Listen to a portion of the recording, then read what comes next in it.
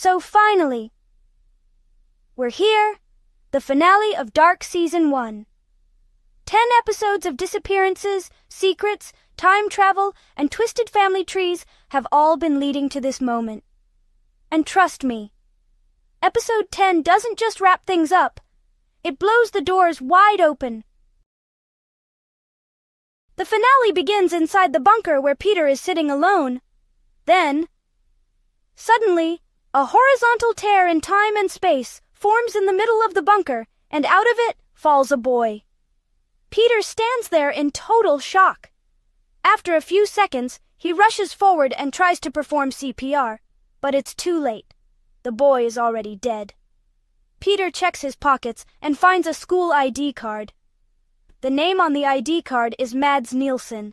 Then, Peter calls Tronte Nielsen, telling him there's a situation involving Mads. Tronte rushes to the bunker, and when he sees his son's body, he collapses to his knees, sobbing in disbelief. Then, suddenly, elderly Claudia enters the bunker, and Tronte immediately recognizes her.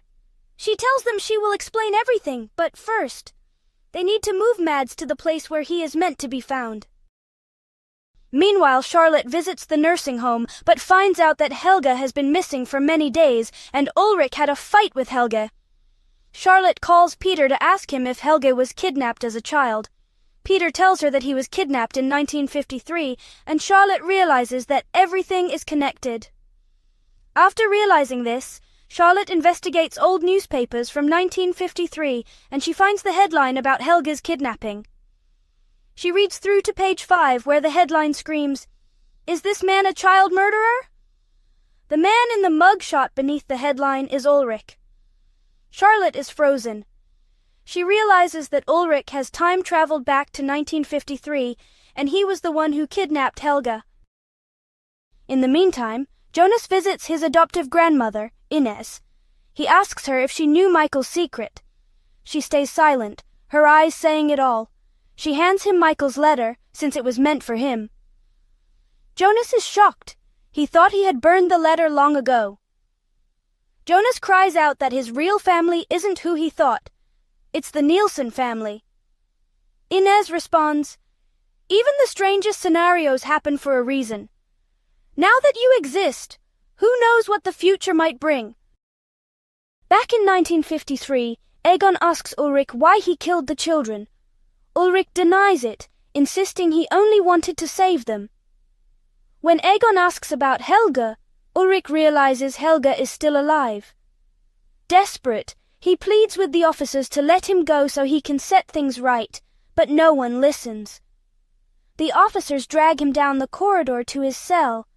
As they push him in, Ulrich taunts Egon about his drinking and questioning what will happen after his wife leaves him.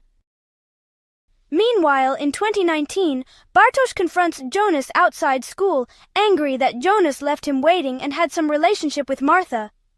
Jonas apologizes, but Bartosz shoves him, shouting, "You're just like your father!" They fight in the wet courtyard until Martha rushes out and stops them. Bartosz tells Jonas never to return, and Jonas walks away in silence.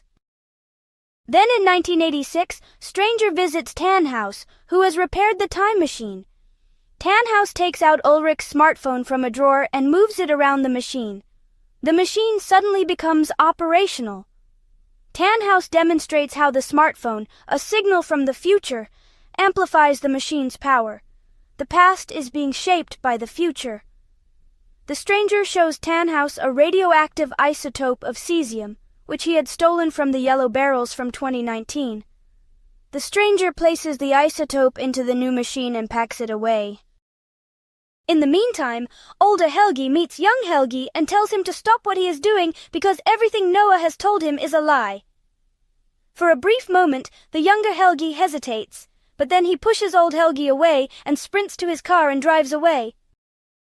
Helgi goes to Noah and asks him, "Who is next?" Noah opens the Triketra notebook, and Jonas's name is written in the book. Meanwhile, Jonas enters the caves and time travels back to 1986. Eventually, Jonas reaches the hospital and goes inside Mikkel's room. He sees Noah sitting beside Mikkel, reading a bedtime story, and asks him who he is. Noah raises a finger to his lips, silencing him. Suddenly, Helge appears, pressing a towel soaked with chemicals over Jonas's face. When Jonas awakens, he is in that blue wallpaper bunker. The metal door slot slides open, and the stranger tells Jonas, "You don't need to be afraid." Jonas bangs on the door, shouting, "You kidnapped me!" The stranger tells him that it was Noah who kidnapped him to use him in an experiment. Jonas pleads for release and asks the stranger who he is. The stranger leans closer and asks Jonas, "Don't you know?" Then he says, "I am you."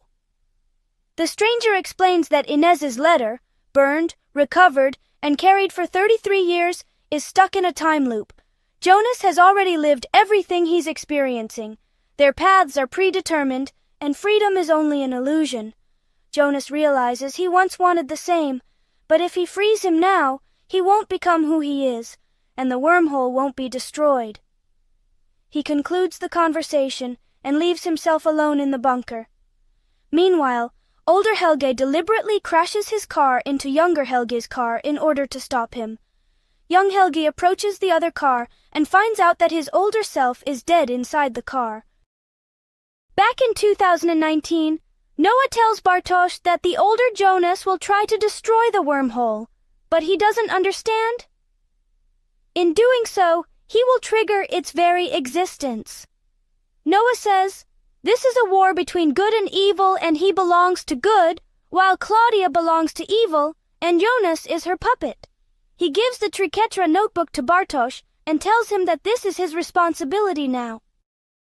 Meanwhile, the stranger carries the time machine inside the caves. He starts the machine and suddenly a dome of dark matter begins to form just inches above the machine. Similar but bigger dome of dark matter also forms in the sky of Winden.